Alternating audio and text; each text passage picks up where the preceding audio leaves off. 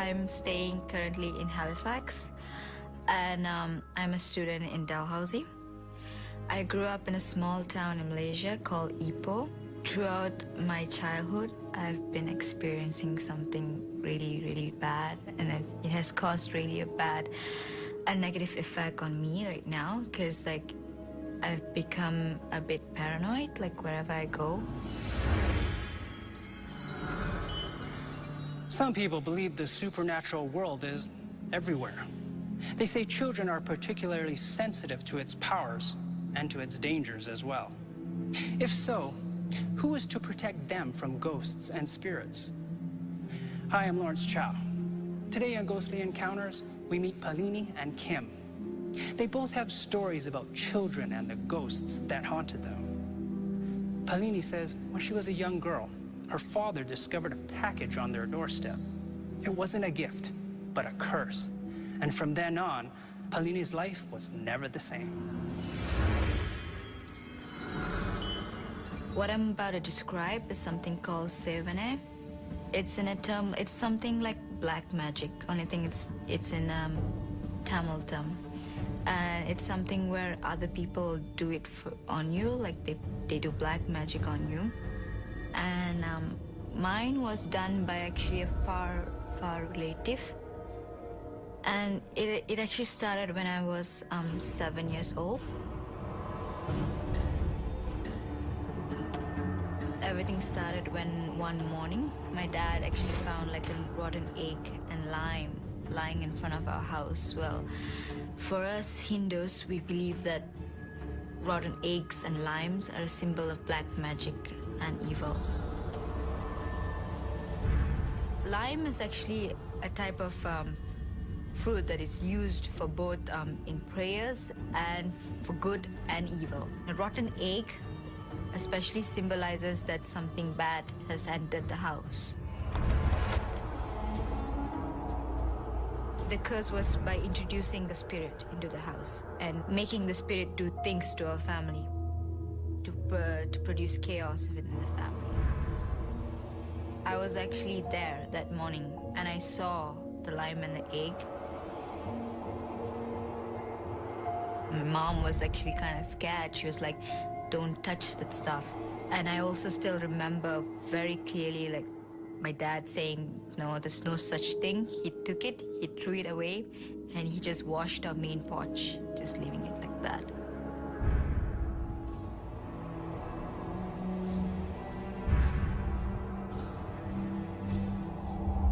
And actually that's when everything started. I grew up learning that there is such a thing as ghosts.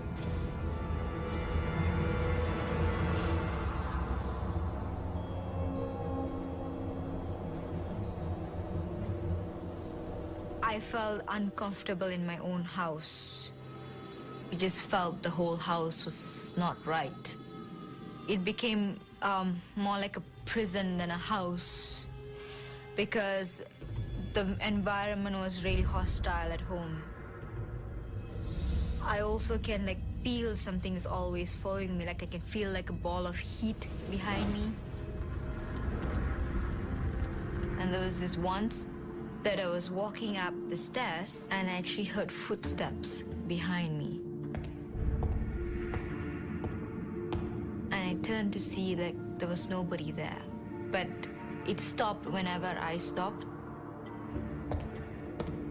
And I started walking and I could hear, it was really clear, it was walking with me.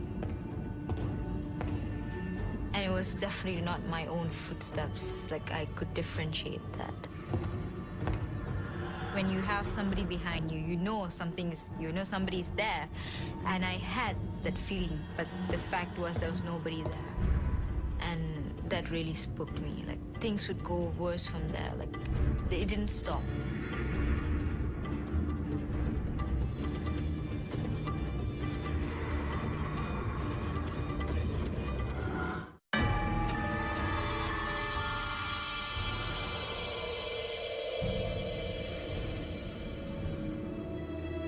Things would go worse from there. Like it didn't stop.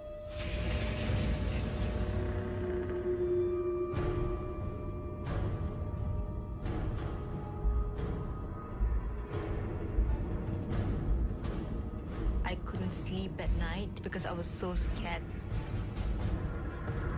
That's because at nights I feel there's somebody always looking at me, watching me. The first time I ever saw, I remember I was sleeping and I opened my eyes and I could see a very distinctive figure of a human being. It was a woman. She was pale with long hair, dark skin, and it was standing right at the top of the stairs.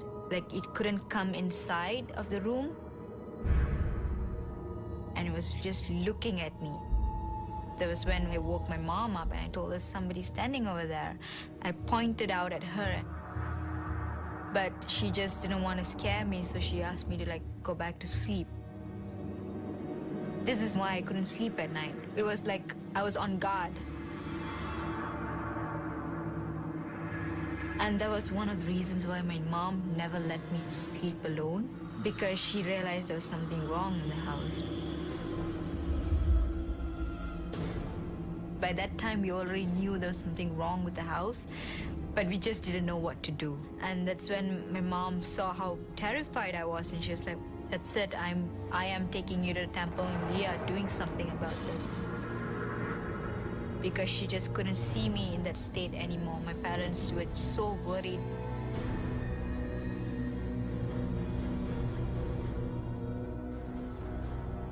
And when we went inside the temple, we told that we wanted the bracelet.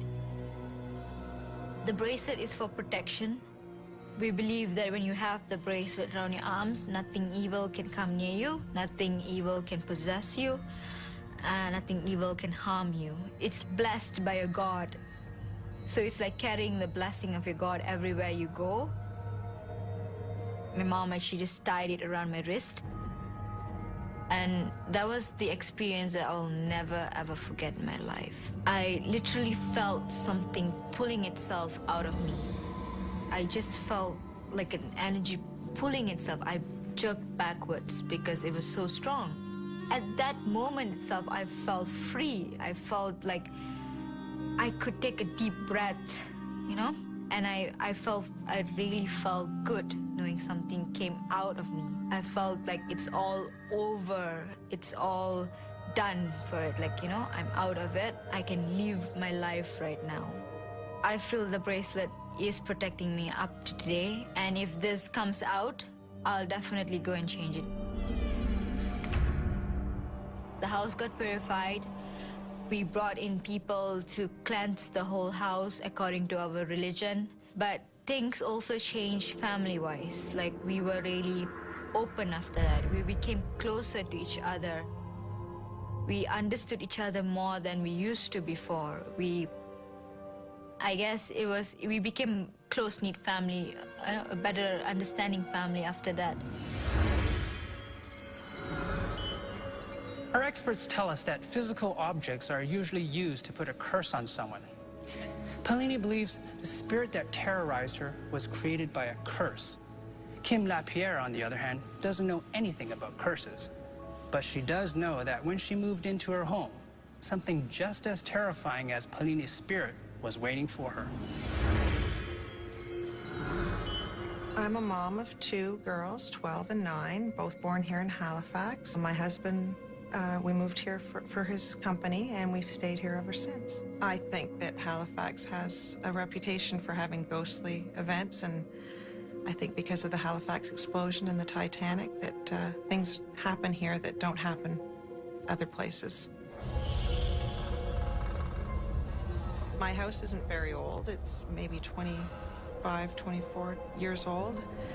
But I think from day one when we moved in, we kind of had a sense that there was something about the house. I do get the feeling that something's watching me. I get it a lot, on a daily basis. That happens more often than anything else. It's that feeling, that sense that you can feel somebody's in the room, even though you might be the only person in the room. You feel like there's somebody else there.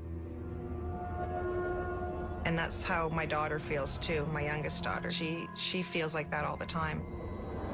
She says that she feels someone looking at her from her closet in her room. I think that she picks up more than anyone else does because of her age.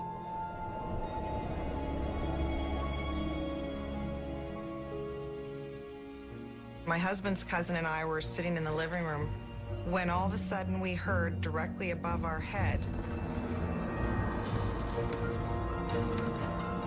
these footsteps walk from one corner of bedroom to the other. And in order for those footsteps to take that path, they would have had to walk directly through her bed. We have a creaky floor, so you just heard the creaking of the floor as the footsteps were taken. So we just stopped and we looked up and we were staring at the ceiling. And then we look at each other and she says, "I'm not going up there." And I said, "Well, I have to go up there because Riley's up there asleep." So I went upstairs and I checked on my daughter. She was in bed, sound asleep. And I looked in the room and there was nobody there. Not that there could have been anybody there, because nobody could walk through the bed the way the footsteps had taken. There was no possible way somebody could have walked across that room. I was worried when I heard the footsteps, but because my daughter was upstairs, I had to go check it out. Otherwise, I wouldn't have gone upstairs. I've never disbelieved. I just had no reason to believe. I'd never had any real life experiences with ghosts, so once that happened, I was a true believer.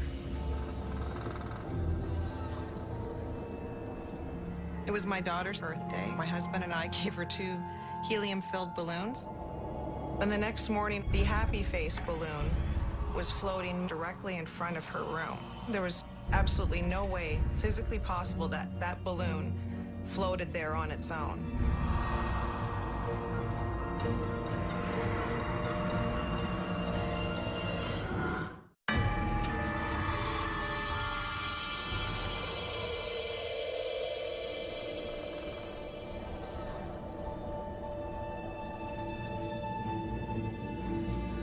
It was my daughter's birthday. My husband and I gave her 2 helium-filled balloons, cellophane balloons.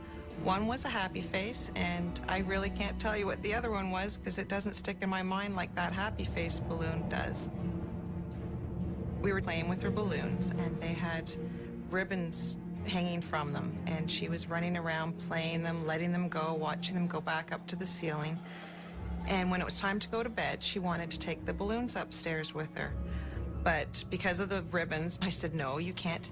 So she threw a little hissy fit, and I ended up carrying her over my shoulder up to bed the whole time, listening to her scream out for her balloons, that she wanted her balloons.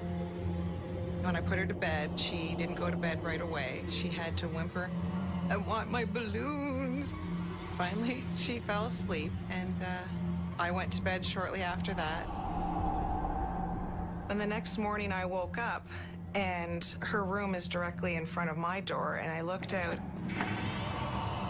and the happy face balloon was floating midway between ceiling and floor directly in front of her room. And what shocked me and scared me the most is the journey that that balloon would have had to take. There was absolutely no way physically possible that that balloon floated there on its own.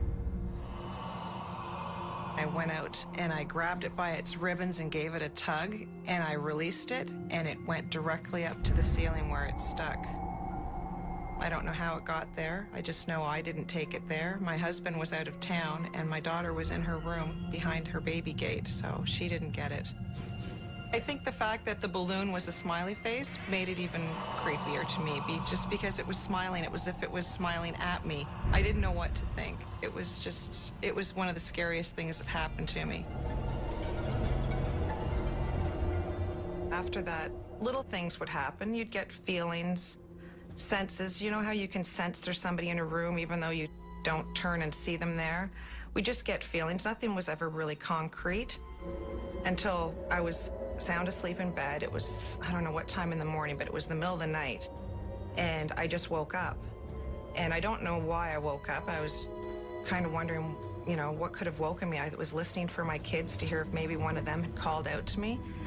And when I looked out, I saw this rocking chair that we had, and it was rocking. And I didn't really jump to any conclusions. I just figured, well, the cat probably jumped down off the window onto the rocking chair, and that's why it was rocking. So I rolled over to go back to bed, and it was then that I realized that the cat was sound asleep right between my feet at the end of the bed. So then I realized, well, the cat couldn't have jumped down, and I looked back out, and that's when I saw what I saw for the first time in my life was this ghostly apparition of a woman. And she was just rocking back and forth.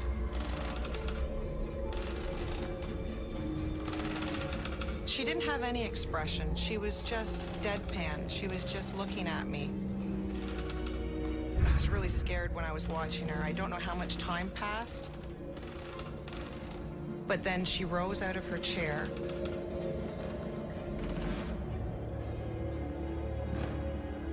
And went directly over my left shoulder through my wall into my neighbor's house.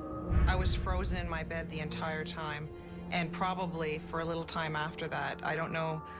I really have no concept of how much time had passed because I wasn't looking at the clock, but it seemed like it lasted so long.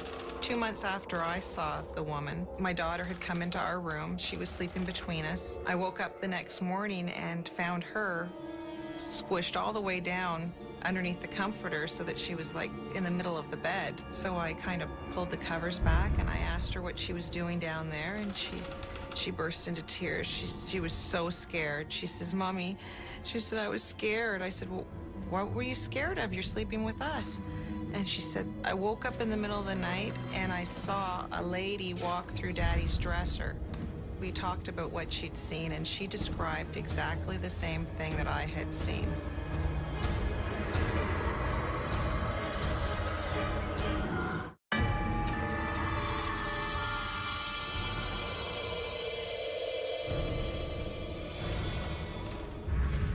As a mom, it bothers me a lot, but I know that nothing's bad is going to happen to her. Nothing bad has happened in the house. I said to her, I said, everything that happens has been helpful. You know, nobody's trying to scare you. I did have a word with the ghost because I've heard that if you ask them not to show themselves, they won't. She hasn't visibly seen the woman ever since then. There hasn't been another occurrence of that, but she senses things all the time. And you can tell because she gets nervous. She'll get a little antsy.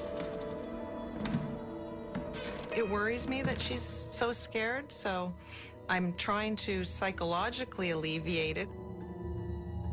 So I took her downtown 2 weekends ago and I bought her a necklace. I said that it would protect her from the spirits, just to give her a little peace of mind when she was in the house. And she's been wearing it ever since. I think it actually has helped her because although she still won't go anywhere in the house alone, she's not as nervous as she used to be.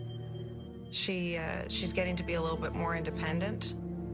I think the necklace is giving her peace of mind.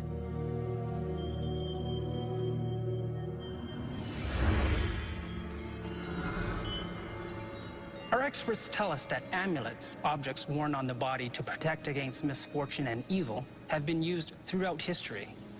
Both Paalini's bracelet and Kim's necklace are amulets, but there the similarity ends, for Paalini's bracelet has religious power, while Kim's necklace comes from a local store. In Eastern cultures, the psychological dimension is part of the spiritual. In the West, psychology and religion have been separated. So Kim did not draw upon a religious tradition, but found a simple object and told her daughter that it would protect her. The effect was positive, but purely psychological. Whatever the source of an amulet's power, from a mother's perspective, it really doesn't matter, as long as it works and her daughter is happy and safe. Everything stopped as soon as I had this on, and I felt really, really good. And family-wise, like we've become closer, especially if we feel something is wrong. I can openly speak to my parents about this because I know, after we've been through that, they would understand. I try to protect her. I try to make her feel at ease. It's been a very long journey with her because Sometimes it's trying, like, you know, that she's afraid. So now that she's starting to not be so afraid, it is a big relief, because we were getting concerned that she was never going to get over what she had seen.